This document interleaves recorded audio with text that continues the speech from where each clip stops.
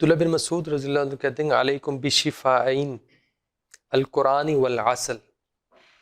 اور قرآن وہی ننزل من القرآن ما هو شفاء ورحمہ للمؤمنین،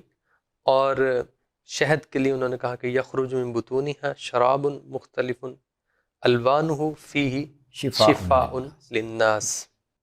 اب اس میں دونوں چیزوں کو وہ شفا کہہ رہے ہیں۔ شہد مادی طور پر شفا ہے، قرآن کی جو آیت انہوں نے ذکر کی ہے اس میں قرآن کے روحانی پہلو سے شفا ہونے کا ذکر ہے، تو ممکن ہے وہ اسی مفہوم میں کہہ رہے ہوں، ممکن ہے اس سے اخذ کر رہے ہوں کہ قرآن نے کی دونوں کو شفا، قرآن سے جسمانی بیماریوں کے علاج کے لیے بھی فائدہ اٹھایا جا سکتا ہے۔ طلحہ بن مصرف کہتے ہیں کہ کہا جاتا ہے کہ جب قرآن کسی مریض کے پاس پڑھا جاتا ہے تو وجد لذالک خفتاً، اس سے اس کو افاقہ محسوس ہوتا افاقہ محسوس ہوتا ہے۔ تو کہتے ہیں کہ میں خیسمہ کے پاس گیا اور وہ بیمار تھے، تو میں نے انہیں کہا کہ انی اراک اليوم صالحا، آج کچھ بہتر لگ رہے ہیں آپ۔ تو انہوں نے کہا کہ انہو قرئ عندی القرآن،